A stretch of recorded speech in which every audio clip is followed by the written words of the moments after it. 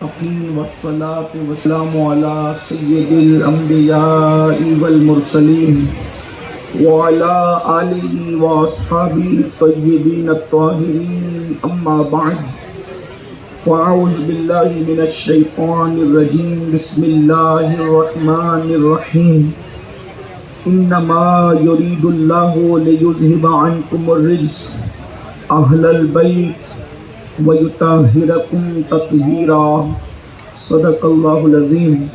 قال سید الکونین صلی اللہ تعالی علیہ وآلہ وسلم انی تارک فیکم الثقلین کتاب اللہ وعطرتی اہل بیتی او کما قال علیہ الصلاۃ والسلام صدق اللہ وصدق رسول اللہ صلی اللہ تعالی علیہ وآلہ وسلم۔ آیت سجادہ نشین مجانشین حضور سیدی سرکار دادا باپو رحمت اللہ علیہ حضرت پیر سید منیر باپو قادری مدظلہ العالی مفتی سوراشٹر حضرت علامہ مفتی سید اہل بیت نبوت پہ لاکھوں سلام۔ آب تطہیر سے جس میں پودے جمیں، آب تطہیر سے جس میں پودے جمیں، اس ریاض نجابت پہ لاکھوں سلام۔ خون خیر الرسل سے ہے جن کا خمیر، خون خیر الرسل سے ہے جن کا خمیر، ان کی بے لوث طینت پہ لاکھوں سلام۔ سیدہ ظاہرہ طیبہ طاہرہ، سیدہ ظاہرہ طیبہ طاہرہ، جان احمد کی راحت پہ لاکھوں سلام۔ جس کا آنچل نہ دیکھا مہو مہر نے، جس کا آنچل نہ دیکھا مہو مہر نے، اس ردائے نزاہت پہ لاکھوں سلام۔ اصل نسل صفا وجہ وصل خدا، اصل نسل صفا وجہ وصل خدا، باب فصل ولایت پہ لاکھوں سلام۔ شیر شمشیر زن شاہ خیبر شکن، شیر شمشیر زن شاہ خیبر شکن، پرتو دست قدرت پہ لاکھوں سلام۔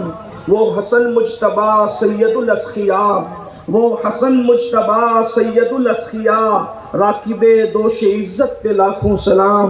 وہ شہید بلا شاہ گلگوں قباب، بے کسو دشت غربت پہ لاکھوں سلام۔ آج کی یہ محفل حضور سیدی سرکار باپو سید غلام علی رحمت اللہ تعالی علیہ اور ان کے جانشین لائق و فائق فرزند، ہم سب کے مخدوم، ہم سب کے محسن اہل سنت حضرت سیدی سرکار سید محمد دادا باپو رحمت اللہ علیہ کے عرس سراپا قدس کے موقع پر منعقد کی گئی ہے۔ سر شام سے آپ سب لوگ بیٹھے ہوئے ہیں، خانقاہیں بھی بول گئی، درسگاہیں بھی بول گئی، اور اب مجھ فقیر بے نوا طالب علم کی باری ہے، اور امتحان در امتحان یہ کہ رات کی سیاہ زلفیں اس کے کمر سے نیچے ڈھلک چکی ہے، اور اس وقت میں اور آپ ہم ایک دوسرے کے سامنے ہیں، لیکن نہ میں مایوس ہوں نہ نا امید ہوں، اس لیے کہ میں اس قوم سے خطاب کرنے جا رہا ہوں جو اپنے نبی کے نام پہ صرف جاگنا ہی نہیں جانتی بلکہ جینا بھی جانتی اور مرنا بھی جانتی ہے۔ یہ وہ قوم ہے، اس قوم کے درمیان صبح بات کرو یا شام بات کرو، بس ذکر نبی کرو، یہ قوم بیدار بھی رہتی ہے اور بیدار بھی رکھتی ہے۔ مجھے صاحب سجادہ منیر باپو کی جانب سے جو عنوان دیا گیا تھا، اسی مناسبت سے میں نے قرآن مقدس کی آیہ کریمہ کی تلاوت کی ہے، اور ساتھ ہی ساتھ ایک حدیث مبارکہ بھی پڑھنے کا شرف حاصل کیا ہے۔ اللہ تبارک و تعالیٰ مجھے حق کہنے اور آپ سب کو حق سن کر اس پر عمل کرنے اور اسے عام کرنے کی توفیق عطا فرمائے۔ اللہ کے رسول صلی اللہ علیہ وآلہ وسلم کی ذات بے مثال ذات ہے، اور اس پر پوری امت کا اجماع ہے، اور صرف امت محمدیہ کا اجماع نہیں ہے بلکہ تمام اولین اور آخرین کے مومنین کا اجماع ہے۔ حضرت آدم علیہ السلام سے لے کر آج تک ہر مومن کا یہ عقیدہ ہے کہ سب سے افضل، سب سے اشرف، سب سے اولا، سب سے اعلیٰ اگر کوئی ذات ہے تو وہ صرف اور صرف آمنہ کے لال کی ذات ہے. حسن میں وہ بے مثال ہے، علم میں وہ بے مثال ہے، تقوی میں وہ بے مثال ہے، اللہ اکبر بلندی میں وہ بے مثال ہے. کتنی بے مثال ذات ہے. جو لوگ ان کی ذات کو گھٹاتے ہیں وہ لوگ بھی رافضیوں کو جواب دیتے ہوئے تقریروں میں کہتے ہیں کہ پوری دنیا کو جمع کر لو لیکن صحابہ کی طرح کوئی نہیں ہو سکتا. پوری دنیا کو جمع کر لو مگر صحابہ کی طرح کوئی نہیں ہو سکتا. ہم بھی اس کو مانتے ہیں. بے شک پوری کائنات جمع کر لی جائے انبیاء کے بعد صحابہ کی طرح کوئی نہیں ہو سکتا. تو کوئی کیوں نہیں ہو سکتا؟ تو جواب ملتا اس لیے کوئی نہیں ہو سکتا اس لیے کہ صحابہ نمازی تھے اس وجہ سے نہیں. نمازی تو آج بھی موجود ہے. صحابہ قرآن پڑھتے تھے اس لیے نہیں کیونکہ قرآن تو آج بھی پڑھا جا رہا ہے. صحابہ حدیث کا درس دیتے تھے اس لیے نہیں، درس حدیث تو آج بھی ہو رہا ہے. تو پھر صحابہ کیوں بے مثال تھے؟ وجہ صرف ایک تھی کہ انہوں نے ایمان کی حالت میں آمینہ کے لال کو دیکھا تھا. اندازہ فرمائے جب کوئی آمینہ کے لال کو دیکھ لے تو اس کی طرح کوئی نہیں ہو سکتا. تو جس کا چہرہ دیکھنے سے اس کی طرح کوئی نہیں ہو سکتا تو پھر چہرے والے کی طرح کوئی کیسے ہو سکتا ہے؟ اور پھر بات اگر دیکھنے کی ہے تو پھر ہمارا عقیدہ یہ ہے کہ رسول اللہ سے بھی بڑی ایک ذات ہے، وہ اللہ کی ذات ہے. ارے جو رسول کو دیکھے اسے صحابی کہتے ہیں اور جو خدا کو بے پردہ دیکھے اسے محمد الرسول اللہ. ارے جب نبی کو دیکھنے والے کی طرح کوئی نہیں ہو سکتا تو جس نے خدا کو دیکھا ہے اس کی طرح کوئی کیسے ہو سکتا؟ اور پھر خدا کو کس شان سے دیکھا، خدا کو کس شان سے دیکھا. ثم دنا فتدلی فکان قاب قوسین او ادنی، اتنے قریب ہوئے کہ دو کمان یا اس سے بھی کم کا فاصلہ رہ گیا. وہ بے مثال ذات ہے. اب اندازہ فرمائے ایسے بے مثال ذات کی جو اولاد ہیں ان کو ہم اہل البیت کہتے ہیں. جب باپ بے مثال ہوتا ہے تو پھر اولاد کی کون سی مثال ہو سکتی ہے؟ اس لیے کہ ہر انسان اپنے باپ کے خون سے پیدا ہوتا ہے. اگر عرس میں آنے والوں کی توجہ وہ تھک نہیں گئے تو میں ان کی توجہ چاہتا ہوں. ہر انسان اپنے باپ کے خون سے پیدا ہوتا ہے. تم پیدا ہوئے اپنے باپ کے خون سے اور اہل البیت رسول اللہ کے خون سے. جو خون مصطفیٰ جان رحمت کی رگوں میں تھا وہ خون آج رسول اللہ کی اولاد کی رگوں میں ہے. یہ وہ گھرانہ ہے جس کے بارے میں قرآن کہتا ہے انما. قرآن حسر کے ساتھ اب اہل البیت کی فضیلت کو بیان کر رہا ہے. انما یرید اللہ لیذھب عنکم الرجس اہل البیت وَيُطَهِّرَكُمْ تَطْهِيرًا. اللہ رب العزت نے یہ فیصلہ کر لیا ہے کہ اے نبی کے گھر والوں تم سے ہر گندگی کو دور کر دے، ہر گندگی کو، ہر ناپاکی کو، ہر نجاست کو دور کر دے اور اللہ تمہیں خوب ستھرا کر دے. کون ستھرا کرے؟ اہل بیت کو کون ستھرا کرے؟ اللہ ستھرا کرے. اہل بیت کو ستھرا کون کرے؟ اللہ کرے. بلا تمثیل، ملانے کے لیے، صرف سمجھانے کے لیے کہتا ہوں. اگر کوئی کپڑا کسی کمزور کے ہاتھ میں دیا جائے اس کو تو پاک کر، پھر کسی اور طاقتور کے ہاتھ میں دیا جائے اس کو تو پاک کر، پھر کسی اور طاقتور کے ہاتھ میں دیا جائے اسے تو پاک کر، پھر کسی اور بڑے طاقتور کے ہاتھ میں دیا جائے تو بتاؤ سب کے پاک کرنے کا انداز جدا ہوگا کہ نہیں ہوگا؟ جس کی طاقت جتنی ہوگی وہ اس کو اتنا ستھرا کرے گا. بنا تمثیل اللہ نے اہل بیت کو ستھرا کرنے کا اپنے ذمہ کرم پر معاملہ لیا ہے. سب کے کام اپنی حیثیت کے مطابق ہوتے ہیں اور اللہ کا کام اس کی شان کے مطابق ہوتا ہے. اللہ نے اہل بیت کو اتنا ستھرا کیا کہ مفسرین فرماتے ہیں جو اصل اہل بیت ہے، جو 4 تن ہے اصل اہل بیت، اللہ نے ان کو غلط وسوسوں سے بھی پاک فرما دیا. ان کو کوئی غلط وسوسہ بھی وسوسے سے بھی اللہ نے پاک کر دیا. پھر نسل کو بھی یہ پاکی کی برکت ملی، پھر جو جتنا قریب ہے وہ اتنا برکت والا. اللہ کے رسول علیہ السلام فرماتے ہیں اس لیے کہ رات کا آخری پہر ہے، کہیں اذان نہ ہو جائے تو میں جلدی اپنی گفتگو کو اینڈ کی طرف لے جانا چاہتا ہوں۔ اللہ کے رسول علیہ السلام نے کچھ لوگوں کو یہ ہوتا ہے یہ بار بار اہل بیت اہل بیت اہل بیت اہل بیت کیوں کرتے ہیں؟ میں نے کہا حضور نے بھی بار بار اہل بیت اہل بیت اہل بیت اہل بیت کیا ہے، اس لیے ہم بھی کرتے ہیں۔ بار بار حضور نے فرمایا، ایک مقام پہ فرمایا اذکرکم اللہ فی اہل بیتی، اذکرکم اللہ فی اہل بیتی، اذکرکم اللہ فی اہل بیتی۔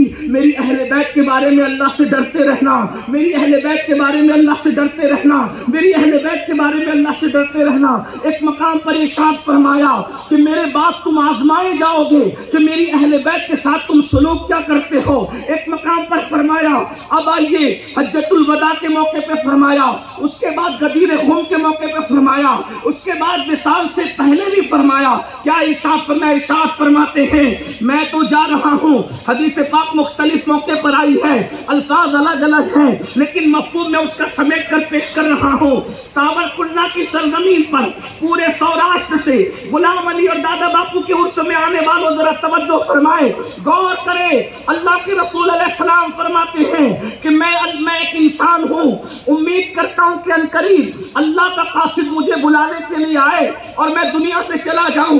ارشاد فرمایا میں تو جا رہا ہوں لیکن تم میں دو بھاری چیزیں چھوڑ کے جا رہا ہوں، میں تو جا رہا ہوں تم میں دو بھاری چیزیں چھوڑ کے جا رہا ہوں۔ توجہ فرمائے، میں جا رہا ہوں تم میں دو بھاری چیزیں چھوڑ کے جا رہا ہوں۔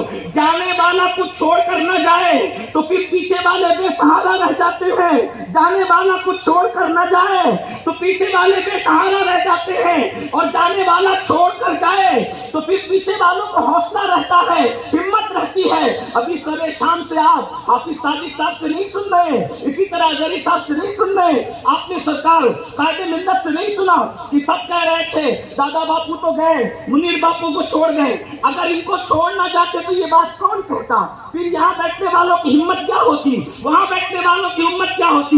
میرے بھائی اگر پیر چھوڑ کر نہ جائے تو مرید بے سہارا ہو جاتے ہیں، اور نبی چھوڑ کر نہ جائے تو امتیوں کا کیا ہوگا؟ آقا ارشاد فرماتے میں تو جا رہا ہوں، بے سہارا چھوڑ کر نہیں فرمایا، دو بھاری چیزیں ہلکی نہیں، اس لیے کہ نبی شان والا ہے، جو چھوڑ کے جائے گا تو وہی شان والا چھوڑ کے جائے گا۔ اللہ نے فرمایا دو بھاری چیزیں چھوڑے جاؤ، تارکن فیکم الثقلین، دو بھاری چیزیں چھوڑ کے جاؤ۔ یہ ثقلین پر اہل علم کی توجہ چاہیے۔ ثقلین یہ ثقیل کا تسنیہ ہے، ٹھیک ہے، اور یہ ثقیل بھی آپ پڑھتے ہیں، بخاری شریف کی آخری حدیث میں بھی آپ نے پڑھا ہوگا، ثقیلتان فی المیزان،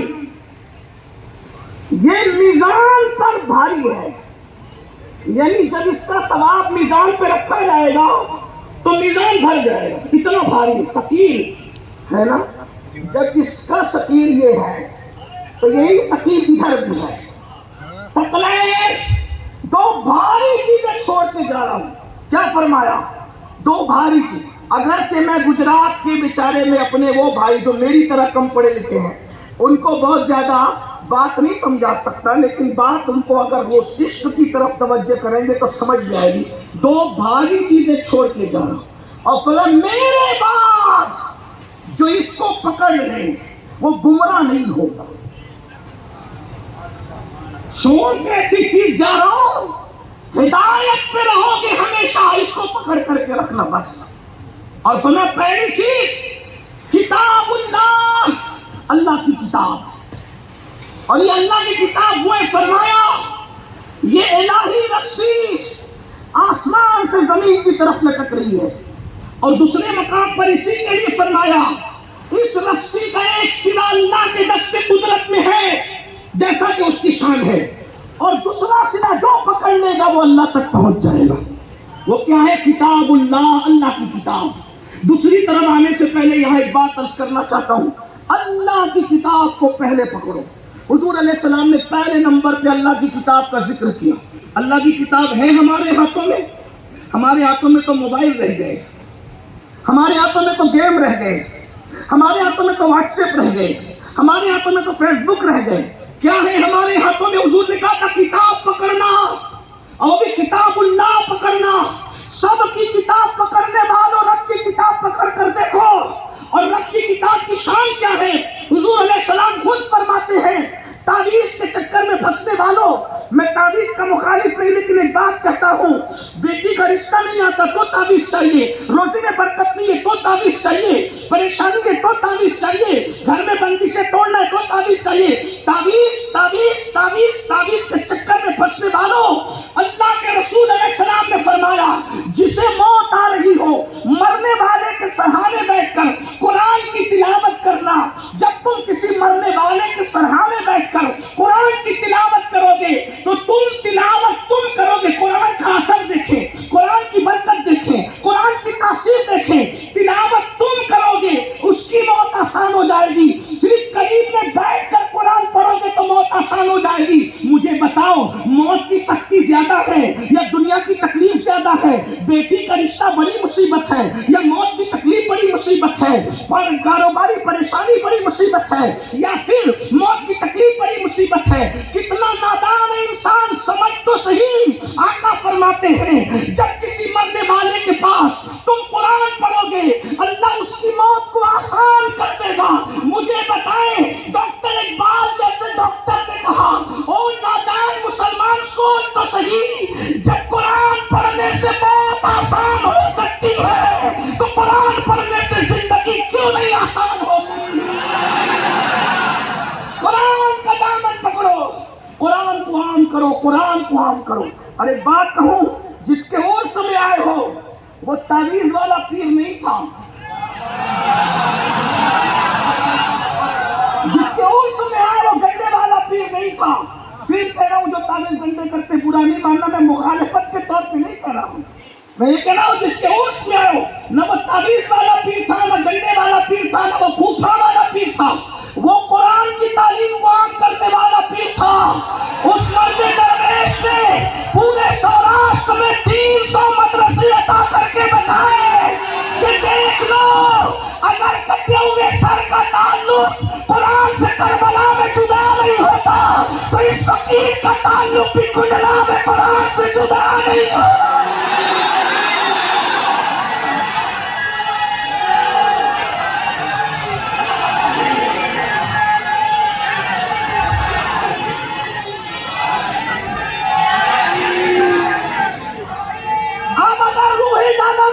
خوش کرنا ہے تو ان کے مشن کی طرف بڑھنا ہوگا، ان کے چھوڑے ہوئے مشن کی طرف۔ کچھ لوگ وصال کے وقت مجھے کہہ رہے تھے اب ہمارا کیا ہوگا؟ میں نے کہا کچھ نہیں ہوگا۔ میں نے لوگوں کو فون پہ کہہ دیا کچھ نہیں ہوگا، ممبر پہ میں کوئی چاپلوسی کرنے آیا بھی نہیں، اور نہ میرا یہ مشن ہے۔ چاپلوسیاں وہ کرتے ہیں جنہیں چھپے ہوئے گاندھی کی پرواہ ہوتی ہے۔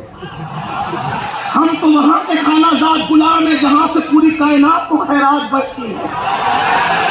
آؤ در صحرا پہ پھیلائے ہوئے دامن، آؤ در صحرا پہ پھیلائے ہوئے دامن، نسل کریموں کی لجپال گھرانہ، کون دیتا ہے دینے کو منہ چاہیے، دینے والا ہے سچا ہمارا نبی۔ بہت سارے دادا باپو کے مریدین انہوں نے رو کر کہا کہ اب کیا ہوگا سید صاحب؟ میں نے کہا کچھ نہیں ہوگا۔ وجہ کیا ہے؟ اس لیے کہ گدی پر بیٹھنے والا فرد بدلتا رہتا ہے لیکن غوث پاک کی گدی کی تاثیر نہیں بدلتی۔ جب بیٹھنے کے لیے غوث پاک نے منتخب کیا ہے، غلام علی باپو کے دور میں بھی لوگ سوچتے تھے کہ اب کیا ہوگا، لیکن دادا باپو کو جب بیٹھے ہوئے گدی پہ دیکھا تو وہی تاثیر نظر آئی۔ اور خدا کی عزت کی قسم جب دادا باپو گئے تو اس گدی کا فیض اب منیر باپو کو ملنا ہے۔ ہمیں اس پہ کوئی تردد نہیں ہے۔ کیوں؟ جب غوث پاک چوروں پہ نظر ڈال کے ولی بناتے ہیں، ارے جو بگڑے ہوئے چوروں کو ولی بنا دے، اگر وہ اپنی اولاد کو نہ بنائے تو پھر غوث اعظم کرتے ہیں کسی؟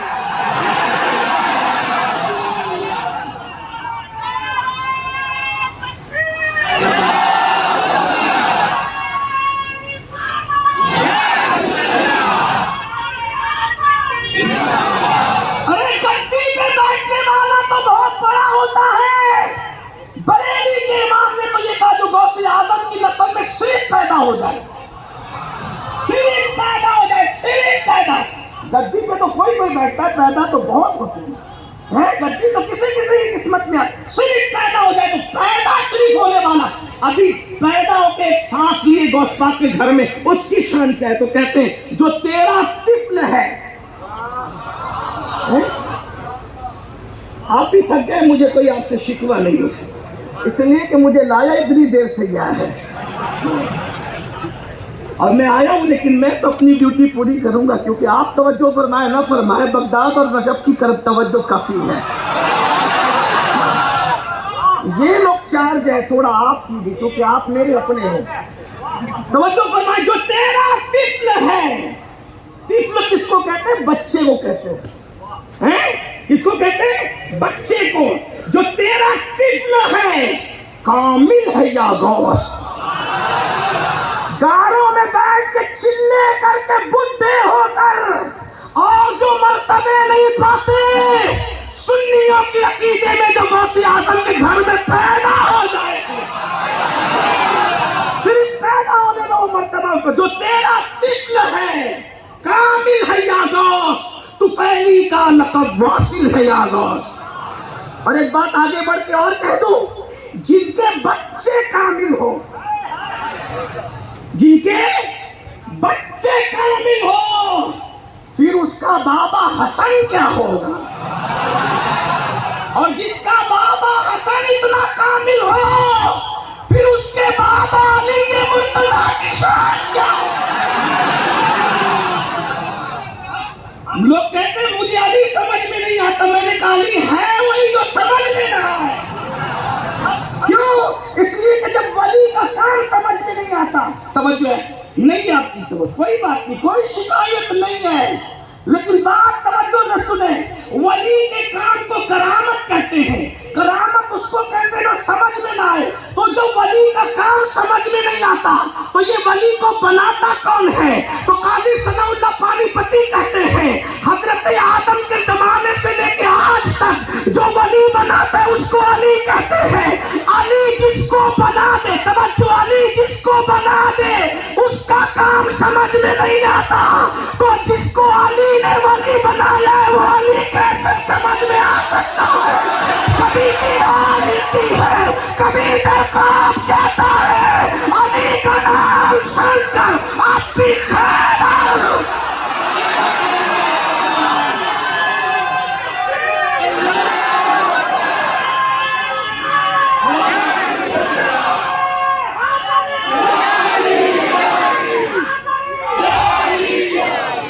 جیتے رہو میرے مولانا، اللہ تمہیں سلامت رہے، اور جو مراد لے کے نعرہ لگائے اللہ پوری کرے۔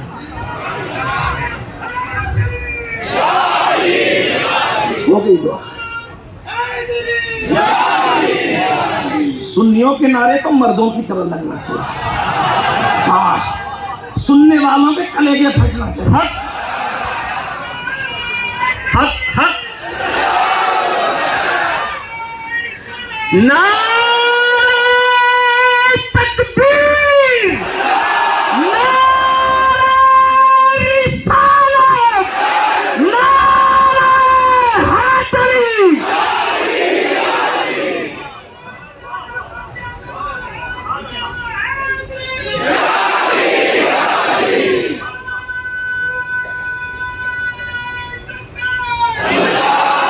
کوئی کہہ سکتا ہے کہ تو جذبات میں کہہ رہا ہے سید، میں نے کہا میں صرف جذبات میں نہیں کہہ رہا ہوں، جو بہت سنجیدگی سے کہتا ہے وہ بھی یہی کہہ رہا ہے۔ جو تیرا طفل ہے کامل ہے یا غوث، تو پہلی کا لقب واصل ہے یا غوث، تو اپنے وقت کا صدیق اکبر، غنی و حیدر و عادل ہے یا غوث، کوئی سائل ہو یا واصل ہے یا غوث، وہ کچھ بھی ہے تیرا سائل ہے یا غوث۔ اور سب پھر کہتے ہیں ہزاروں تابعی سے تو فضوتر، یہ طبقہ مجملاً فاضل ہے یا غوث۔ اور پھر بڑی سنجیدگی سے دلیل کے ساتھ کہتا ہے وہ امام، وہ کیا جانے گا فضل مرتضیٰ کو، وہ کیا جانے گا فضل مرتضیٰ کو، تو تیرے فضل کا جاہل ہے یا غوث۔ علی سمجھ میں نہیں آیا، جس کا بیٹا سمجھ میں نہ آئے اس کا باپ کیا سمجھ میں آ سکتا؟ تو میں ایسے کر رہا جس پیر کے مرید ہو اس کا مشن زندہ رکھنا ہوگا قرآن کی شکل میں۔ اور اب میں تو یہ بھی کہتا ہوں، میری معلومات میں چونکہ میں طالب علم ہوں، ہندوستان میں 1000 سال تک کم و بیش مسلمانوں نے حکومت کی۔ کتنے سال تک؟ توجہ فرمائیں، کتنے سال تک؟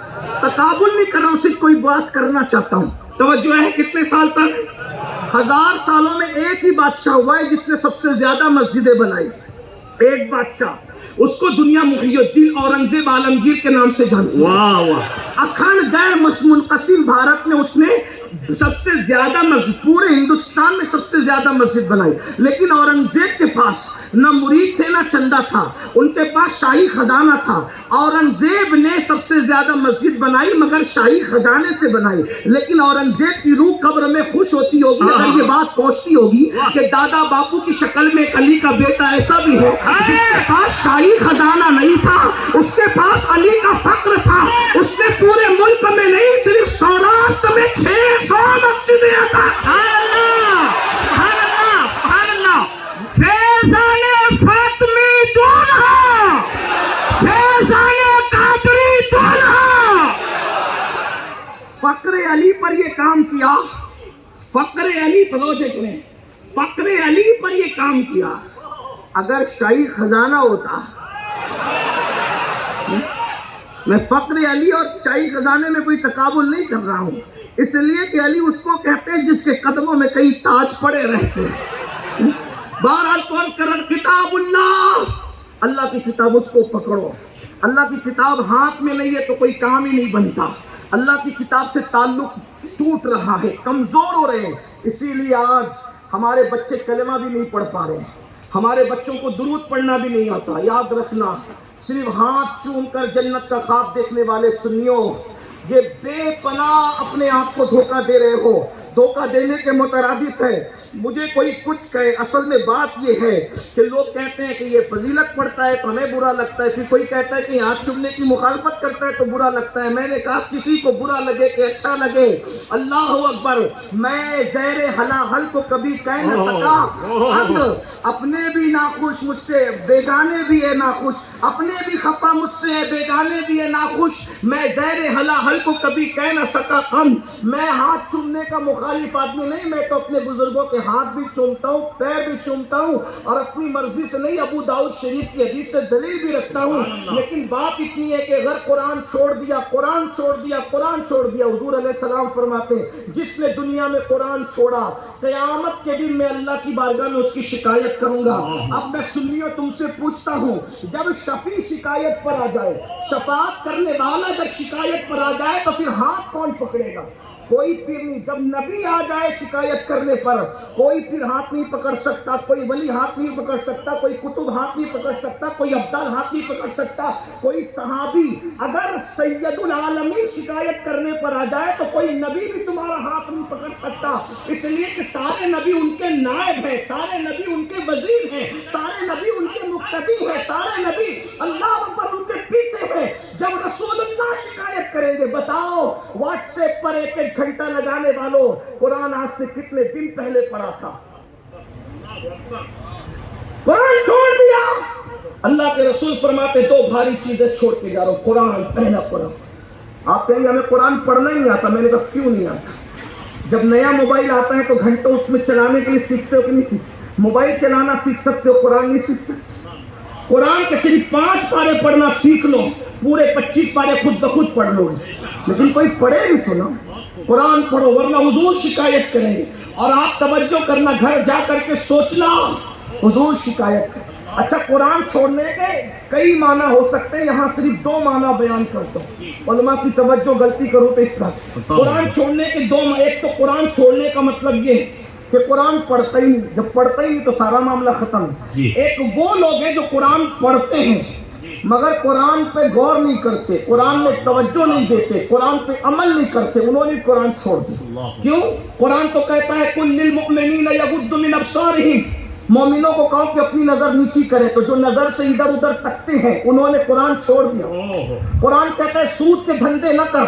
جو سود کا دھندا کرتا ہے، جو سود کا دھندا کرتا ہے، اللہ رسول اس کے ساتھ جنگ کا اعلان کرتے ہیں. تو جس نے سود کا دھندا شروع کیا اس نے قرآن چھوڑ دیا.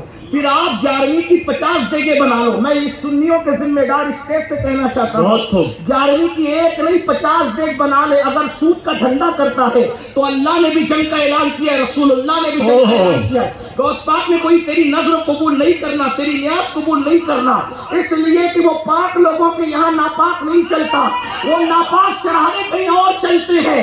آلے نبی کے یہاں نہ کوئی ناپاک چلتا ہے, نہ وہاں چڑھاوا ناپاک چلتا ہے, نہ وہاں نیت ناپاک چلتی ہے, نہ وہاں فکر ناپاک چلتی ہے, نہ وہاں سوچ ناپاک چلتی ہے, نہ وہاں لباس ناپاک چلتا ہے. وہاں ناپاکوں کا کوئی کام ہی نہیں ہے, بلکہ جو ان کو چاہنے لگتا ہے, جو ان کو صرف چاہنے لگتا ہے, جو چاہنے لگتا ہے, اس چاہت پر بھی اللہ اس کو انعام یہ کرتا ہے. مولید فاطمہ یہ پہلی کتاب ہے اردو زبان میں جو سیدہ فاطمہ کی زندگی پہ لکھی گئی, اس کتاب میں موجود ہے. اگر انسان اہل بیت سے سچی محبت کر لے تو اللہ اس کے جسم سے بدبو کا خاتمہ کر دیتا ہے.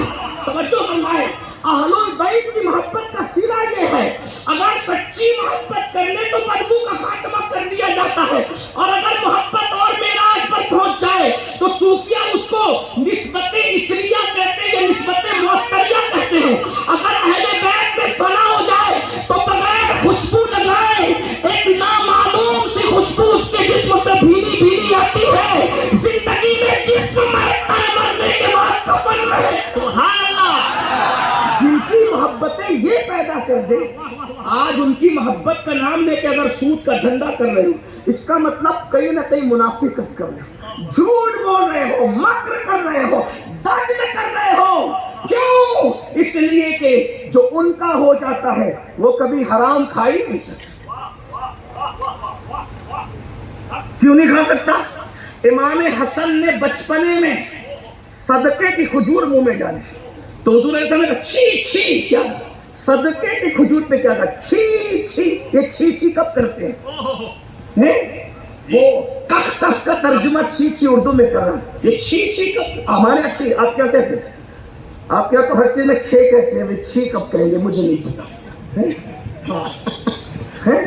ہاں تو کب کہتے ہیں کسی چیز کی گندگی کو؟ جب ہمارے یہاں اردو زبان میں بتاؤ کہ چھی چھی, اور حضور علیہ السلام نے منہ سے نکال دیا بچپنے میں, جب ابھی شریعت کے احکامات جاری نہیں ہوئے, بچپنے میں منہ سے نکال کے بتا دیا میں اپنے بچوں کو صدقہ کھانے نہیں دیتا.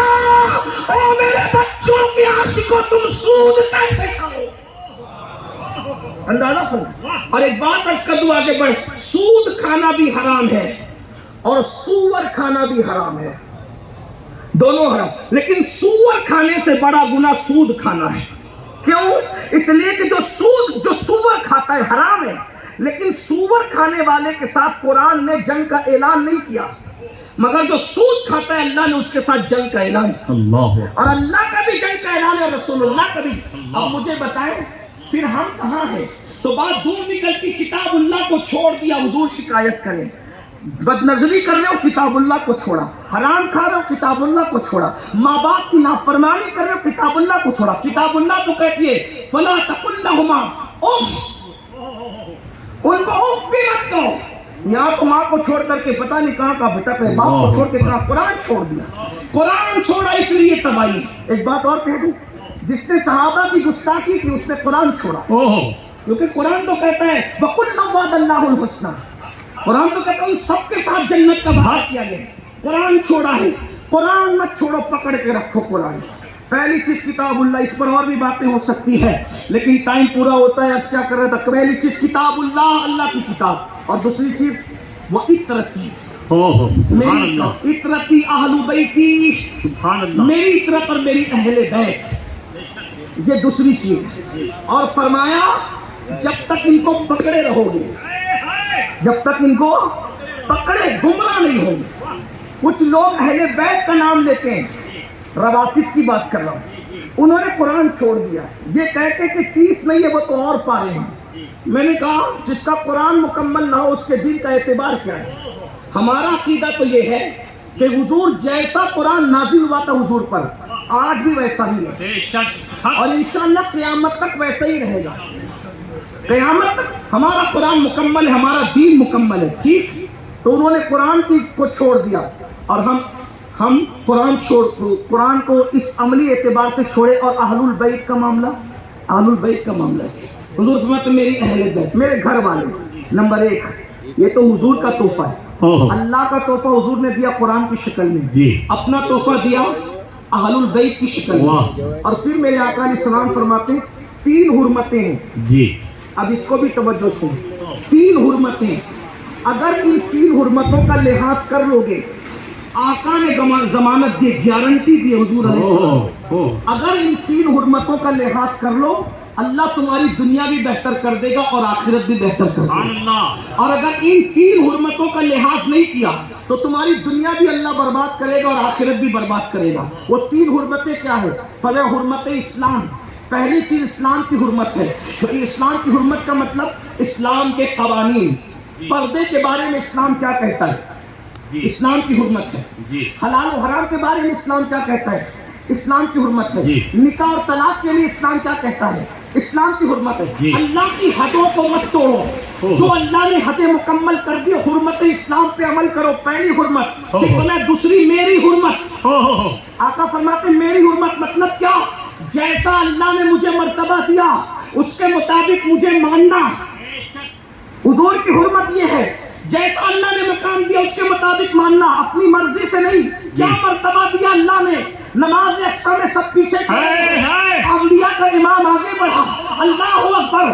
جبریل کا حال یہ ہے کہ جب اللہ حضرت موسیٰ کلیم کہتے ہیں مولا کلیم اور حبیب کا فرق مجھے بتا دے، میں کلیم وہ حبیب، تو ارشاد ہوا کلیم وہ ہے جو میری رضا چاہے، حبیب وہ ہے میں جس کی رضا چاہوں. کلیم وہ ہے کہ وہ آئے 40 دن تک روزے رکھے، 40 راتیں عبادت کرے اور پھر پہاڑ پہ کھڑا ہو کر کہے رب ارنی، مجھے دکھا دے اپنا.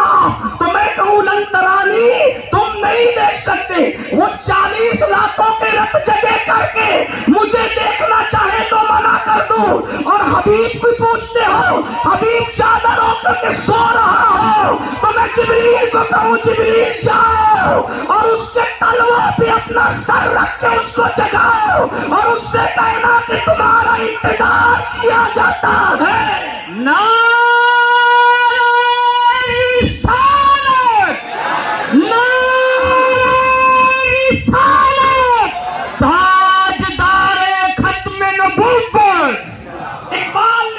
بہت خوبصورت انداز سے اس فرق کو بیان کیا. ہم نبی کی کو سب کچھ مانتے، خدا کے بعد مل کے بولو، خدا کے بعد سب کچھ مانتے، خدا کے بعد مل کے آواز آنی چاہیے، خدا کے بعد سب کچھ مان کے بھی جب ہم کلمہ پڑھتے تو کہتے ہیں عبدہو. کیا کہتے ہیں؟ عبدہو و رسولہ. وہ اللہ کے بندے ہیں اور اس کے رسول ہیں. یہاں کچھ مولویوں کو چیٹنگ کا موقع ملتا ہے کہ دیکھا نا عبدہو ہی تو ہے کلمے میں. میں نے کہا عبد نہیں ہے، عبد نہیں ہے، عبدہو ہے.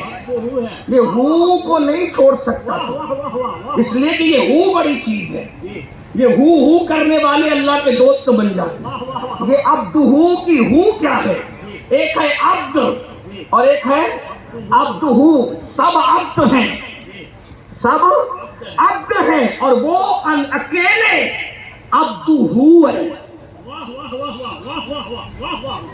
یہاں تو درس نظامی پڑھنے والے، ابتدا کی جماعتیں پڑھنے والے طلباء بھی بیچارے جنکر میں پڑ جاتے ہیں. آپ تو میری طرح طالب علم ہو، آپ چکا خاموش ہونا بامانہ ہے، لیکن میں کو تھوڑی کوشش کرتا ہوں. سب عبد ہیں اور وہ کیا ہے؟ کیا ہے؟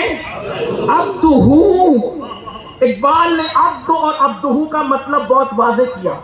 اگر کسی مولوی صاحب کی بات کروں تو کہتے کہ مولوی تو کہتے ہی رہتے. میں نے کہا ڈاکٹر کی سن لو، آج کل ڈاکٹر پہ بڑا اعتماد ہے تو ڈاکٹر کی سن. جرمنی کی کھانک چھاننے والا ڈاکٹر کہتا ہے عبد دیگر، عبد دیگر، عبدہو چیزیں دیگر.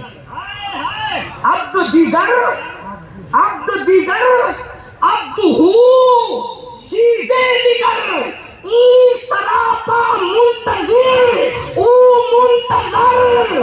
اب تو الگ ہے، اب تو ہو الگ ہے. اب تو انتظار کرتا ہے، اب تو ہو کا انتظار کیا جائے. واہ واہ واہ واہ واہ واہ واہ واہ واہ. اسلام کے بعد حرمت رسول ہے، اس کو پامال مت ہونے دینا، یعنی کبھی حضور کو گالی مت دینا، حضور کی بے ادبی مت کرنا۔ یا ایک جملہ کہہ دوں اس مجمع میں عاشقوں کے، نبی کو کوئی کافر بھی گالی نہیں دیتا، توجہ ہے، نبی کو کوئی کافر بھی گالی نہیں دیتا، کافر ہو کر بھی۔ کیوں؟ کب تک؟ جب تک اس کی ماں نیک رہتی ہے، اس لیے کافر ہو کے بھی نبی کو گالی نہیں دیتا۔ لیکن اگر کوئی نبی کو گالی دے، چاہے کلمہ پڑھنے کے بعد دے یا کلمے کا انکار کرنے کے بعد دے، کوئی گالی دے تو پھر سمجھ لینا کہ اس کی ماں نیک نہیں اور اس کا باپ ایک نہیں ہے۔ نبی کو گالی دینے والا نبی کا کچھ بگاڑتا نہیں ہے، وہ اپنا شجرہ نسب بتاتا ہے کہ میں کس ملعونہ شجرے سے آیا ہوں، باقی بات اور کچھ نہیں ہے۔ میری حرمت کو پامال مت کرنا۔ اور صحابہ نے کیا حرمت کا حق ادا کیا، کبھی حضور علیہ السلام کے دروازے پہ گئے، دستک تک نہیں دی، انتظار کرتے تھے حضور آئیں گے تو ملاقات ہوگی، کبھی ان کی بارگاہ میں آواز بلند نہیں کی۔ اللہ اکبر، جب نبی سے کلام کرتے تو ڈائریکٹ نہیں کہتے بلکہ کہتے فدا کا امی وابی یا رسول اللہ، یا رسول اللہ آپ پہ ہمارے ماں باپ قربان۔ اللہ اکبر، حضور کی حرمتوں کا یہ خیال کیا۔ آئیے فرمایا اسلام کی حرمت، نبی کی حرمت، اور تیسری چیز فرمایا میری اہل بیت کی حرمت۔ سبحان اللہ۔ ان تین حرمتوں کا خیال کر لینا، دنیا سنورے گی، آخرت سنورے گی۔ اور اگر خیال نہیں کرو گے دنیا بھی برباد ہے، آخرت بھی برباد ہے۔ لوگ کہیں گے نہیں دنیا میں تو حکومتیں کر رہے ہیں، میں نے کہا یزید کی حکومت بھی دیکھ لے، انجام دیکھ لے۔ بھائیوں نسل بھی ختم ہو گئی، 8 بیٹے چھوڑ کے مرا تھا، 8 ایک بھی نہیں رہا، نسل ختم ہو گئی، حکومت بھی گئی، نسل بھی گئی۔ اور جب بھی ذکر کیا جاتا ہے لوگ لعنت و ملامت کے ساتھ ذکر کرتے ہیں، کوئی خیر سے اس کا ذکر نہیں کرتا، بلکہ جو اس کے حامی پیدا ہو گئے ہیں وہ بھی جب ذکر کرتے ہیں اتنے بڑے مجلے میں بیٹھ کر نہیں کر سکتے، وہ تو کمرے میں بیٹھ کر کے گفتگو کرنا جانتے ہیں۔ مگر الحمدللہ نبی کی اہل بیت کے ڈنکوں کا حال یہ ہے، کل بھی میدان میں ڈنکے بج رہے تھے، اب بھی بج رہے ہیں، اور قیامت تک انہیں کے ڈنکے بجتے رہیں گے۔ نعرہ تکبیر، نعرہ رسالت، خاندان اہل بیت اور سے فاطمی دولہا، اس خاندان کی بے دام غلامی اختیار کرو، اہل البیت کی غیر مشروط غلامی۔ آقا فرماتے ہیں اس پہ ہوگا کیا؟ عمر بڑی چاہتے ہو تو اہل بیت کی غلامی کرو، سبحان اللہ، عمر لمبی ہوگی، رزق میں وسعت چاہتے ہو تو اہل بیت کی غلامی کرو۔ اللہ اکبر، فرمایا اگر ایمان پر خاتمہ چاہتے ہو تو اہل بیت کی سچی محبت کرو۔ یہاں تک فرمایا اہل بیت کے محبین کو ایسے سجا سوار کے جنت میں لے جایا جائے گا جیسے دلہن کو سجا کر دولہا کے گھر لے جایا جائے۔ واہ واہ واہ واہ واہ۔ اس شان سے مجھے ایک حدیث یاد آ گئی، بڑی پیاری سی خوبصورت، ان کی تو ہر بات ہی خوبصورت ہے۔ میں نثار تیرے کلام پر ملی یوں تو کس کو زبان ہے، وہ سخن ہے جس میں سخن نہ ہو، وہ بیان ہے جس کا بیان ہے۔ فصحا عرب کے بڑے بڑے تیرے آگے یوں ہے دبے لچے، کوئی جانے منہ میں زبان نہیں بلکہ جسم میں جان نہیں، تو پھر میرا دل کہتا ہے کروں تیرے نام پہ جا فدا، یا رسول اللہ کروں تیرے نام پہ جا فدا، نہ بس ایک جہاں دو جہاں فدا، اے دو جہاں سے بھی نہیں جی بھرا، کروں کیا کروڑوں جہاں میں۔ واہ واہ واہ واہ۔ توجہ ہے آپ کی، آقا فرماتے صلی اللہ علیہ وآلہ وسلم میری آل سے محبت کریں، بلکہ یہ ڈائریکٹ نہیں کہا چلیے میں اس کو پورا کرتا ہوں، اس کا جتنی روایتیں اس کو سمیٹ کر بیک گراؤنڈ کے ساتھ عرض کرتا ہوں۔ جی ایک دن حضور سیدہ کے حجرے میں آئے، اس میں سبحان اللہ بنتی ہے، سبحان اللہ، جی ایسے سونے نہیں دوں گا جی۔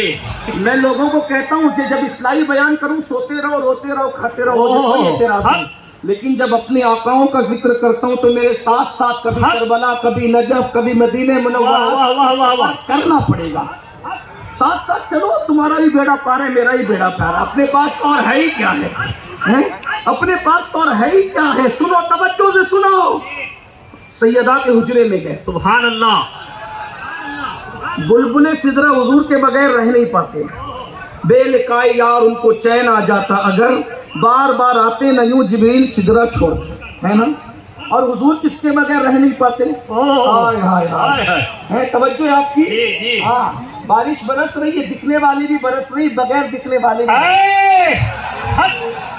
ایک نظر کافی ہے بس سیدہ کی، نجف اور کربلا کی ایک نگاہ کافی ہے، بس بیڑا پار ہے۔ اور یہ محفل روحانی ہے، رات کے 3:45 بجے، اب رات کی نہیں بلکہ صبح کے 3:45 ہو رہے ہیں، لیکن محفل ایسی گرم ہے لگتا ہے کہ مغرب کی نماز پڑھ کے بیٹھے۔ ارے بغیر دیکھے ان کے ذکر میں اتنا مزہ آتا ہے، تو جب ان کو دیکھیں گے تو کتنا مزہ ہے۔ ہائے ہائے، توجہ فرمائیں، حضور علیہ السلام کس کے بغیر نہیں رہ پاتے؟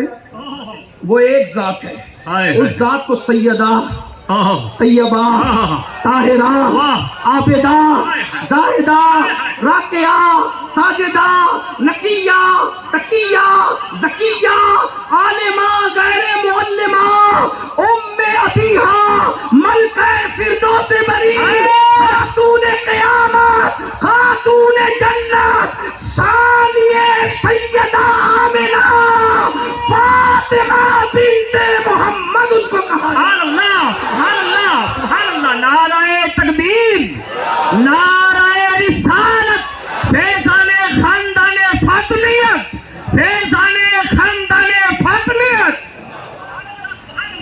حضور ان کے بغیر نہیں رہ پاتے، حضور ان کے بغیر نہیں رہ پاتے۔ یہ بات میں کوئی بے ادبی کے طور پہ نہیں کہہ رہا، محبت ہی ایسی تھی، محبت ہی ایسی تھی، حضور سب کے بغیر رہ سکتے تھے، اپنی شہزادی کے بغیر۔ شادی کی مولا علی کا گھر دور تھا تو صحابہ کو کہا میری فاطمہ دور چلی گئی، ہائے ہائے دور چلی گئی نا، اس کے بغیر رہ نہیں پاتے۔ ایک صحابی نے کہا حضور آپ کے پڑوس میں میرا مکان ہے، میں وہ دیتا ہوں۔ حضور نے لے لیا، لیکن دیوار تھی وہ بھی برداشت نہ ہوئی۔ توجہ فرمائیں، توجہ ہے آپ کی، دیوار بھی برداشت نہ ہوئی، پھر کیا کیا، اس دیوار میں کھڑکی بنا لی، اس دیوار میں کھڑکی جب یاد آئے پردہ ہٹا کے کہتے تھے فاطمہ کہاں ہو؟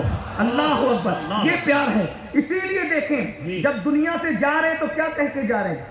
سب سے پہلے میرے خاندان میں جو مجھ سے آ کے ملے گا کون ہوگا؟ توجہ کریں، نہیں سمجھیں، اور یہ بات یوں سمجھنے کی بھی نہیں۔ واہ واہ واہ، آپ نے یہ تو سنا ہوگا نا، کان میں کہا کہ مجھ سے میری اہل بیت میں سب سے پہلے جو آ کے ملے گا کون ہوگا؟ اس کا مطلب عالم برزخ میں بھی جس کو اپنے دل کی ٹھنڈک کے لیے بلایا اسے فاطمہ کی زہرا کہا جاتا۔ لوگ کیا سمجھتے ہیں؟ سیدہ کو سمجھتے کیا ہیں؟ سیدہ ظاہرہ، میرے امام کہتے سیدہ ظاہرہ طیبہ طاہرہ، جان احمد کی راحت پہ لاکھوں سلام، اور جس کا آنچل نہ دیکھا مہو میر نے، اس ردائے نزاہت پہ لاکھوں سلام۔ نور بنت نور، نور نور مطلق کی کنیز اللہ نما نور کا۔ حضور علیہ السلام نے وصال کے بعد بھی سب سے پہلے انہی کو بلایا۔ یہ تو نہیں کہوں گا یہ نہیں کہوں گا، ادب مانے ہے کہ ان کا جی نہیں لگا، لیکن یہ ضرور کہوں گا کہ دنیا کو بتا دیا کہ میری جان کی راحت کون ہے، راحت جان کون ہے۔ توجہ فرمائیں، سب سے پہلے بلایا۔ اب توجہ ہو رہی ہے آپ کی؟ فرمائے ان کے گھر میں آئے، آنے کے بعد کہا فاطمہ یہ جو سو رہا ہے نا، یعنی مولا علی، وہ اور تم کتنے ہو گئے؟ دو۔ یہ جو سو رہا ہے وہ اور تم کتنے ہو گئے؟ یہ حسن اور یہ حسین کتنے ہو گئے؟ اور میں، ہم پانچوں جنت میں ایک ساتھ رہیں، جنت میں۔ ہاں یا رسول اللہ، آپ نے حضرت خدیجہ کا محل دیکھا تو سیدہ کا محل نہیں دیکھا؟ سیدہ کا محل کیا دیکھا جاتا ہے؟ اس لیے کہ جب تیرے بغیر گھر میں نہیں رہتا، تیرے بغیر جنت میں کیسے رہوں گا؟ اور تجھے اپنے ساتھ رکھیں گے، توجہ ہے، بات کریں، تجھے اپنے ساتھ رکھیں، تجھے اپنے ساتھ رکھیں گے تو علی سے جدا کیسے رکھیں گے؟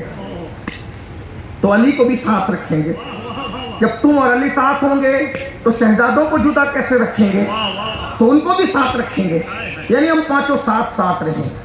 حضور کیا فرماتے ہیں؟ ہم پانچوں لیکن یہ نبی کی شہزادی ہے. ہائے ہائے ہائے باپ کی جیسی تربیت ہوتی ہے اولاد کی زبان سے ویسی نکلتا ہے. بے شک. یہ شہزادی نبی کی ہے. سن لیا نا بابا کے ساتھ جنت میں.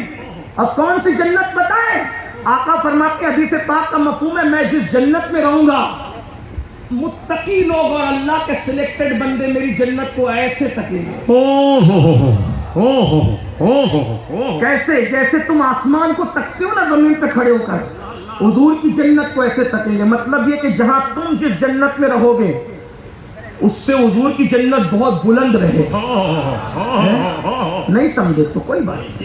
آگے بڑھتا ہوں. امام اہل سنت کہتے ہیں, ان کا سہارا لے کے سمجھاتا ہوں, کہتے وہ خلد, خلد مطلب جنت, وہ خلد جس میں اترے گی ابرار کی برات. ابرار کہتے ہیں نیک لوگوں کو. کس کو کہتے ہیں؟ نیک لوگوں کو. کس کو کہتے ہیں؟ بولنا پڑے گا, اس لیے کہ جب رات کے 3 بجے کے بعد تقریر کراؤ گے تو پھر آپ کی بھی ڈیوٹی لگاؤں گا. جی ہاں, اور آپ کو بھی اتنی بڑی فضیلت پانی ہے تو آپ کو بولنا پڑے گا. ویسے کہ میں ایک طالب علم و مبلغ آدمی ہوں, اپنی حیثیت سے زیادہ بات نہیں کرتا, لیکن ڈیوٹی آپ کی بھی لگاؤں گا. اور آپ آئے دادا باپو کے عرس میں, ہاں ہم ان سے بھی بلواتے تھے, ہمارے لیے بولتے تھے. توجہ فرمائے, تو آپ بھی بولیں.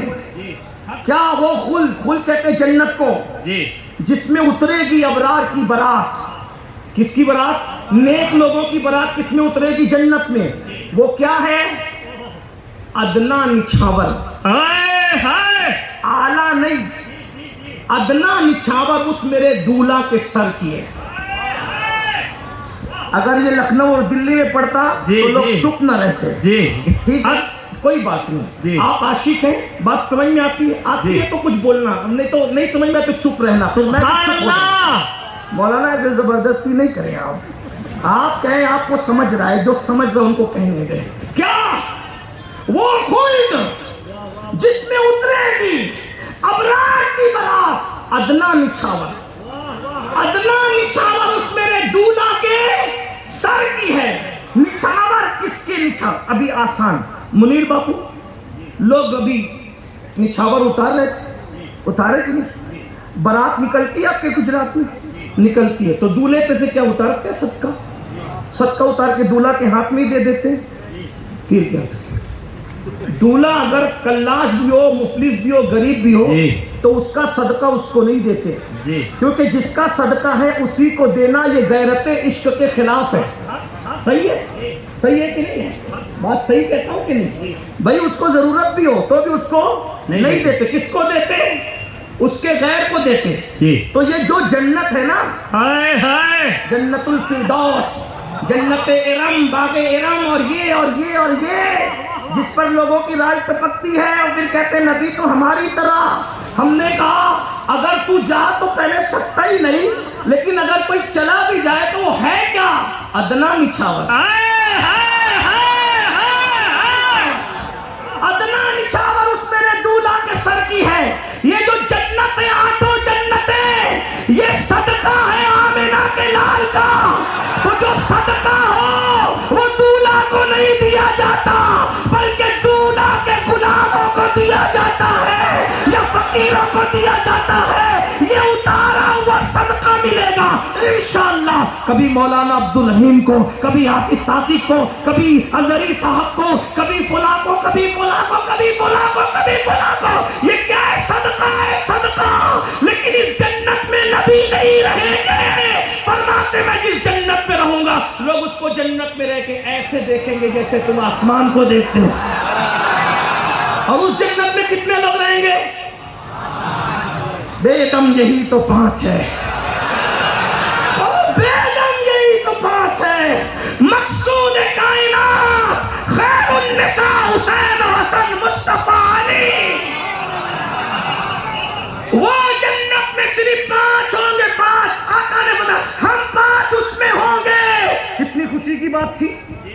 نبی کی چوکھٹ مل جائے تو آدمی سب کو بھول جاتا ہے, لیکن یہ حسنین کی امی ہے, یہ سیدوں کی دادی ہے, یہ غوث العظم دستگیر اور غریب نواز کی دادی ہے, جب سنا کہ ہم 5 ایک ساتھ ہوں گے تو فوراً کہہ اٹھی بابا جو ہم سے محبت کرتے وہ کدھر جائیں گے. اور رات میں 4 بجے تک جو نعرے حیدری لگاتے انہوں نے جانا کدھر.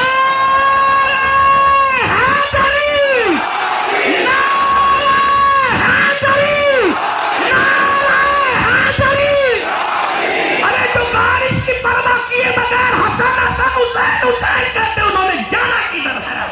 جو فاطمہ الزہرا کا ذکر آنے پہ گردنیں جھکا دیتے انہوں نے جانا کدھر ہے. اللہ اکبر. لوگ کہتے ہیں او فاطمہ الزہرا کا نام آنے پہ تم لوگ گردن کیوں جھکانے لگے ہو؟ یہ نئی بدعت کہاں سے نکالی؟ ہم نے کہا ملا جی السوائق المحرقہ میں لکھا ہے جب پل صراط سے سیدہ گزرے گی تو ارشاد ہوگا گردنیں جھکا لو. فاطمہ بنت محمد پل صراط سے نعرہ تکبیر. ارے جس کی آمد پر محشر والوں کی گردنیں جھک جائے گی. اگر ہم نے جھکایا تو کون سا جرم کیا؟ بابا ہم سے محبت کرنے والے کدھر جائیں گے؟ کدھر جائیں گے؟ تو پھر وہ بابا تو شہزادی کا دل رکھنے والا بابا ہے نا. وہ ہے تو شہزادی کا دل. فرمایا بیٹی پریشان نہ ہونا بطور مفہوم کرنا. شہزادی پریشان نہ. جہاں ہم 5 رہیں گے ہم سے محبت کرنے والے بھی وہی رہیں گے. ماہی فی درجتی میرے درجے میں میرے درجے میں. اب یہاں کوئی کہے حضور کے درجے میں تم لوگ چلے گئے. ہم نے کہا ہم دولہا بن کے تھوڑی گئے ہیں. دولہا بن کے جاتے تو مجرم سے نا. آپ کو ہم نے کہا ہم براتی بن کے گئے ہیں. براتی کیا ہوتا ہے؟ میں نے کہا براتی یہ ہوتا ہے اتنا بھی بھتیچر ہو لیکن جب دولہا کا بازو پکڑ کے دولہا کے ساتھ جاتا ہے نا. ان میں بہت سارے میرے بھائی ایسے ہیں جو میری طرح ہیں کم پڑھے لکھے لیکن بیٹھے اسٹیج پر ہے. کیوں؟ کوئی دادا باپو روپال والے کا خادم بن کے آ گیا, کوئی منیر باپو کا خادم بن کے آ گیا, کوئی مفتی احمد شاہ بابا کا خادم بن گیا. چپل اٹھا کے وہ وہاں بڑے بڑے کروڑپتی لوگ نیچے بیٹھے ہیں. یہ پھلی بیچنے والا بھی چپل اٹھا کے اوپر آ گیا. لیکن وہاں کی شادی پہ نہیں کہا اتار اتار اتار. کیوں نہیں کہا؟ کیوں نہیں کہا؟ وہ بڑے بڑے ڈونر نیچے بیٹھے ہیں, بڑے بڑے P H D doctor engineer science پڑھنے پڑھانے والے. اور تو پھلی بیچنے والا اوپر آیا. نہیں کہہ سکتے. کیوں نہیں کہہ سکتے؟ کیونکہ وہ ڈائریکٹ نہیں آیا. جو دولہا تھا نا اس کی جوتیاں اٹھا کر کے آیا. تو اب اس خادم کو نہیں دیکھا جاتا بلکہ مخدوم کے پیچھے پیچھے. ارے جب تیرے منبر سے تو خادم کو نہیں اتارتا تو جب یہ جائیں گے نا پنجتن کے غلام بن جائیں. واہ واہ واہ. پھر انہیں کون روکے گا؟ اور حضور نے خود کہا جب سے ملا ہے حضرت اجمل سلطان پوری کے اللہ مغفرت کرے اچھی بات کر. جب سے ملا ہے دامن آل رسول کا, تب سے ملا ہے دامن آل رسول کا. بے فکر ہو گیا ہوں شفاعت کی فکر سے. تڑپا دیا کسی نے مدینے کے ذکر سے. آزاد ہو گیا ہوں تو عالم کی فکر سے. جب سے ملا ہے دامن آل رسول کا بے فکر ہو گیا ہوں شفاعت کی فکر سے. ہمارے درجے میں ہوں گے ہمارے. ایک مثال اور بتا دوں, ایک مثال اور. دیکھو آپ نے کبھی بادشاہوں کی زندگی پڑھی؟ بڑے بڑے وزیر امیر لوگ بادشاہ کے دربار میں نیچے کی کرسیوں پہ بیٹھتے ہیں, بادشاہ اکیلا تخت پہ بیٹھتے. پڑھا کہ نہیں پڑھا؟ چلے نہیں پڑھا ہوگا لیکن جائز ناجائز کی بات نہیں کرتا, صرف بتاتا ہوں کیونکہ ہے ریئل بات تو کہہ دوں. سیریل میں تو دیکھا ہوگا نا, دیکھتے ہیں آپ لوگ, کوئی ایسی بات نہیں ہے. جائز ناجائز کیونکہ دیکھنا جائز ابھی وہ نہیں چھڑ رہی, دیکھتے ہیں نا. سیریل میں دیکھا ہوگا بادشاہ اکیلا بیٹھا ہے, بڑے بڑے محمود غزنوی کا بات کا وزیر ایاز نیچے بیٹھا ہے, فلاں نیچے بیٹھا ہے, فلاں. لیکن ایک بندہ اوپر ہے بادشاہ کے ساتھ تخت پہ ہیں, اس کے کپڑے بھی بہت اچھے نہیں ہیں, اس کے سر پہ تاج, لیکن بادشاہ کا بیٹا بھی نیچے بیٹھا ہے. لیکن تخت کے اوپر ایک آدمی ہے. وہ کیوں ہے پتہ ہے؟ وہ پنکھا جل رہا ہے. کہاں پہنچ گئے؟ تخت پر بادشاہ کے ساتھ. بولو کوئی تخت پہ جا سکتا ہے؟ جا سکتا ہے؟ ارے ہمارے منیر باپو تو ایسے عاجزی والے, جب تک دادا باپو رہے یہ ممبر پہ نہیں, اپنے نانا کے ممبر پہ نہیں آئے. ہم نے تو دیکھا, یہاں ہم نے ان کو کبھی نہیں دیکھا, آج پہلی بار دیکھیں. مجبوریاں لائیے, سوچے تو صحیح نا, ادب والوں کے ادب بھی کتنے ہوتے ہیں. پچھلے سال میں یہاں سے بیان کر رہا تھا, وہ ادھر کرسی لگا کے بیٹھے ہوئے ہیں, اور ابھی احمد باپو بھی شاید میں یہاں نظر نہیں آتے, وہ بھی نیچے. دیکھیں یہ شہزادے غور تو فرمائیں. لیکن تخت پر بادشاہ کے ساتھ کوئی بیٹھتا ہے, ولی عہد بیٹھتا ہے, بیٹا بیٹھتا ہے, آگے بادشاہ بننے والا شہزادہ بیٹھتا ہے, نہیں. لیکن یہ کون ہے, کیوں ہے؟ کسی کو اعتراض ہوتا نہیں ہوتا, کیا کیوں کہا؟ وہ تو غلام بن کر کے, پنکھا جل رہا ہے. ارے جو پنکھا جلے وہ تخت پہ جائے تو کسی کو اعتراض نہ ہو, تو جو اہل بیت کی غلامی میں نبی کے درجے میں جنت میں جائے تو پھر بات. اہل البیت پکڑ لو, گمراہ نہیں ہو سکتے. ایک حدیث پاک اور سن لیں, بات ختم, بس اسی پہ بات ختم ہوتی ہے. ایک حدیث سن لیں. لوگ کہتے ہیں یہ اہل بیت ہے, اہل بیت کا ذکر زیادہ کریں گے. مجھے بھی کہتے ہیں سید مت کیا کر زیادہ. ایک شخص نے کہا کہ مت کیا کر زیادہ. کہو اہل بیت والے جتنا بلاتے اس سے زیادہ ہم جلسے دیں گے. اللہ کی قسم کہہ رہا ہوں, لوگوں نے مجھ سے کہا ہم زیادہ جلسے, وہ جتنا دیتے ہیں اس سے زیادہ دیں گے. تو یہ کر. میں نے کہا لعنت اس زندگی پر. میں نے کہا جلسے والوں کے لیے کرتا ہوں, کوئی جلسے والا پیدا ہوا جو میرے ضمیر کو خرید سکے. اور رہی بات لینے دینے کی, تو جا قسم دے کے پوچھ یا میں قسم کھاؤں. مجھے پتہ ہی نہیں کہ دیا کس نے کتنا, کیونکہ میں تو کبھی گنتا بھی نہیں, میں نے کبھی گنا بھی نہیں, گننے کو بھی مناسب نہیں سمجھتا. کیوں؟ اس لیے کہ مزدوری گنی جاتی ہے, تحفے نہیں گنے جاتے. میں مزدور تھوڑی ہوں, میں مزدور بن کے نہیں جاتا, حضور کا غلام بن کے جاتا. ہاں, اب مجھے ناز ہے اس غلامی پر. لوگ کہتے ہیں وہ مقدر کا سکندر ہے. میں نے کہا نا, سکندر میرے مقدر پہ ناز کیا کرے. سکندر میرے مقدر پہ ناز کیا کرے, میں کیا سکندر کی بات کروں گا. کیوں کہ اس نے آدھی سے زیادہ دنیا فتح کی, وہ سکندر ہے. لیکن جب دنیا سے گیا تو ہاتھ خالی لے کے گیا. لیکن جب ہم اہل بیت کے غلام دنیا سے جائیں گے, اس کے مقدر میں آدھی دنیا, ہمارے مقدر میں پنجتن کا دامن. تقابل کرنے کہاں آدھی سے زیادہ دنیا, کہاں پنجتن کا دامن. اور وہ گیا تو ہاتھ خالی لے کے گیا, ہم خالی ہاتھ نہیں جائیں گے, دامن پنجتن لے کے جائیں.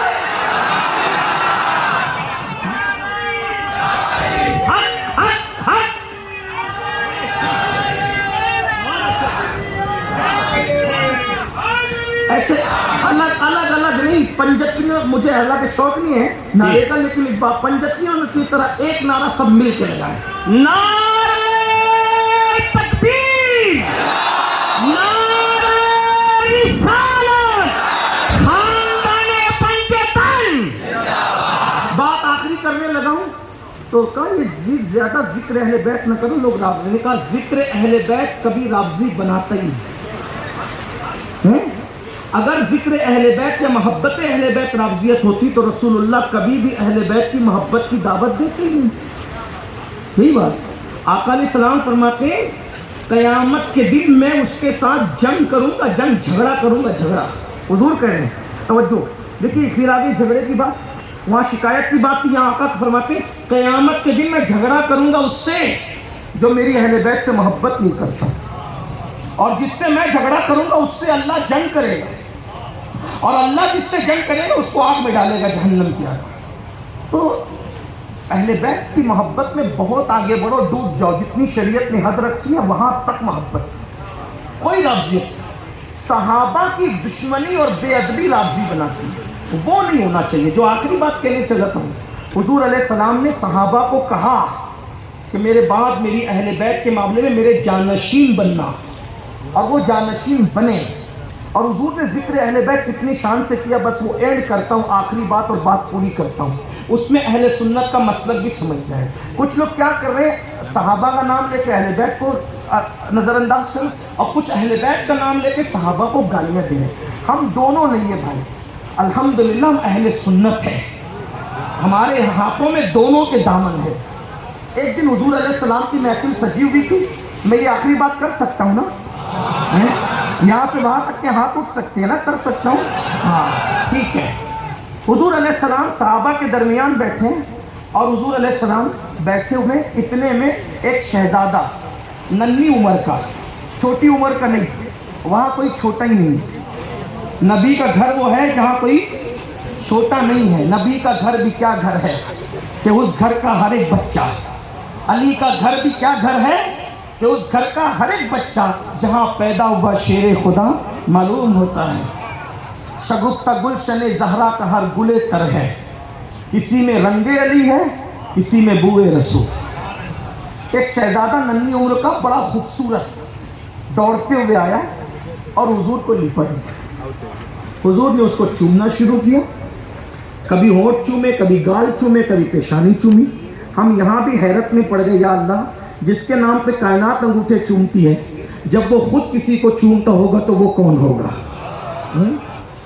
جس کے نام پہ لوگ انگوٹھے چومیں, جب وہ نبی خود کسی کو چومتے ہوں گے تو وہ کون؟ وہ اور کوئی نہیں تھا, وہ زہرا کا جایا, ہم سب کا بادشاہ, مرشد, آقا و مولا بادشاہ حسین ابن علی تھے.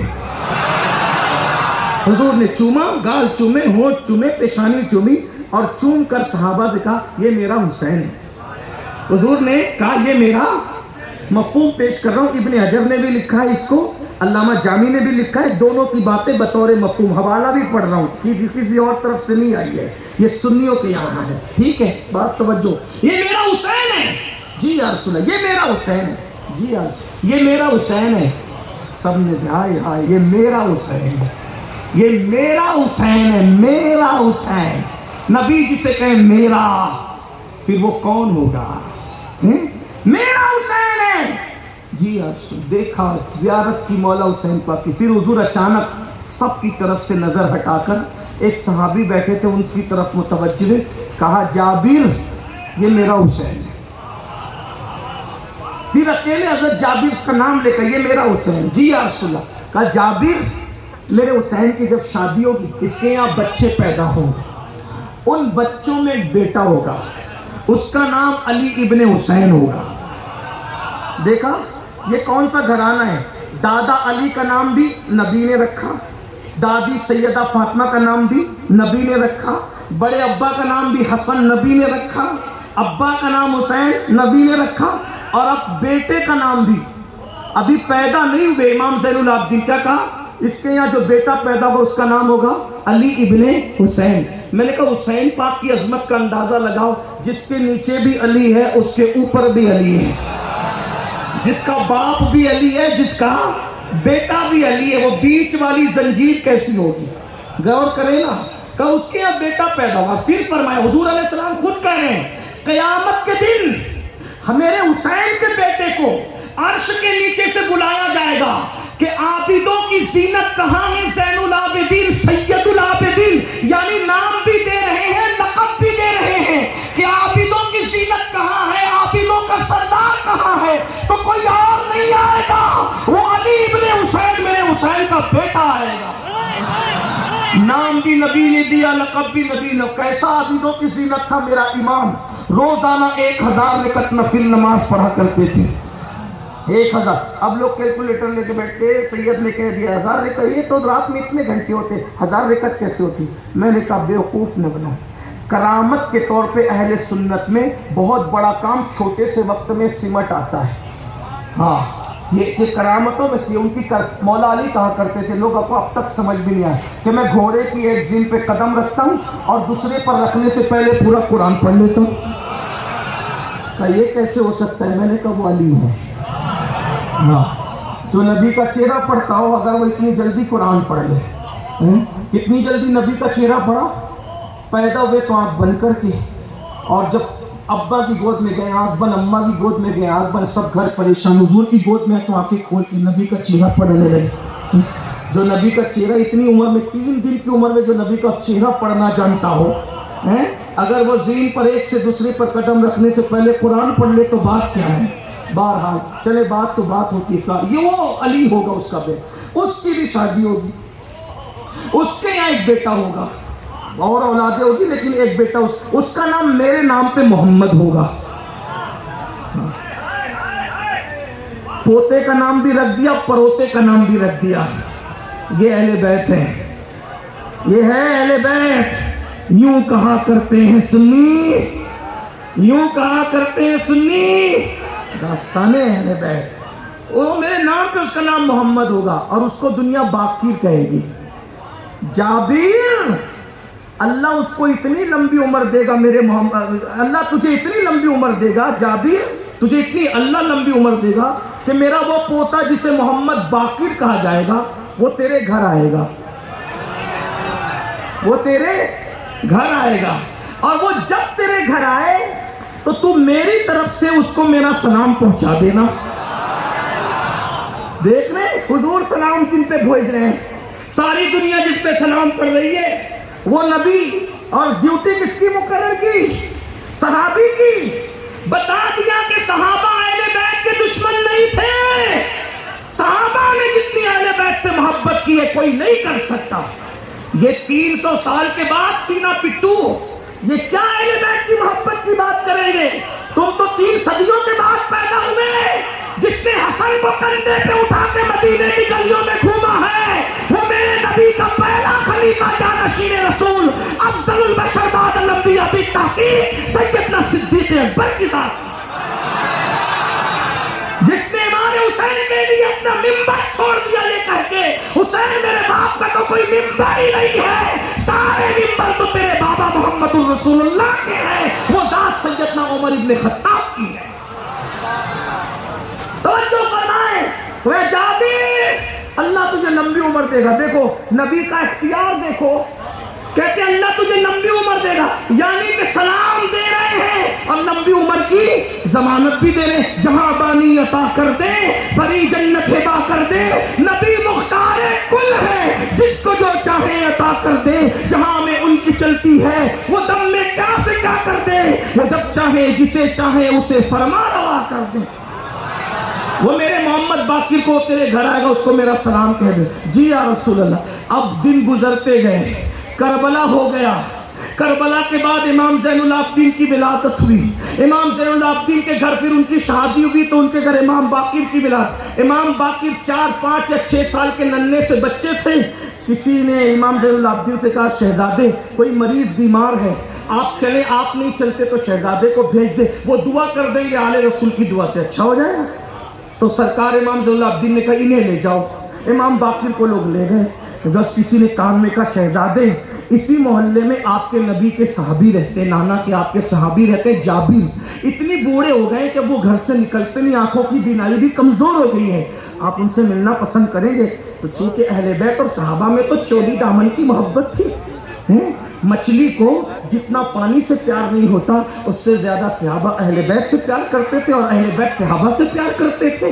ستاروں کو جتنا آسمان سے پیار نہیں ہے اس سے زیادہ اہل البیت نبی کی صحابہ سے, اور صحابہ جو ہے وہ اہل البیت سے پیار کرتے تھے. چکور جتنا چاند کو نہیں چاہتا اس سے زیادہ جو ہے وہ صحابہ اہل بیت سے, اہل بیت صحابہ سے, وہ ایک دوسرے کو پیار کرتے تھے, بہرحال پیار کرتے تھے. کبھی اس پہ دلیلیں اور سن لینا, لیکن بات ختم کر رہا ہوں, توجہ فرمائیں. پھر حضرت امام محمد باقر کو کہا, ان کا نام محمد ہے, باقر ان کا لقب ہے. لقب کسے کہتے ہیں؟ باقر کا مطلب ہوتا ہے چیر پھاڑ کرنے والا. علم اتنا تھا کہ کوئی مسئلہ پیش کر دو تو اتنی باریکی سے سمجھا دیتے تھے کہ لوگ کہتے تھے کہ انہوں نے تو مسئلے کو چیر پھاڑ کر کے رکھ دیا ہے, اس لیے ان کا نام, ان کو باقر لقب ان کا پڑا. حالانکہ ان کا نام کیا ہے؟ ان کے نانا کے نام پہ محمد ہے. آپ غور فرمائیں, امام اعظم ان کے شاگرد امام باقر کے, امام جعفر صادق کے بھی شاگرد ہیں.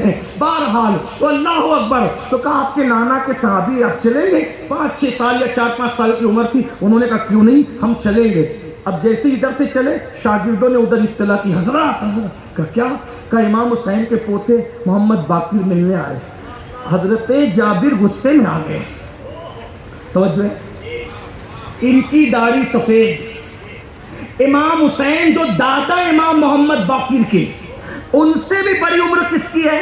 حضرت جابر کی. ٹھیک, لیکن غصے میں آ گئے.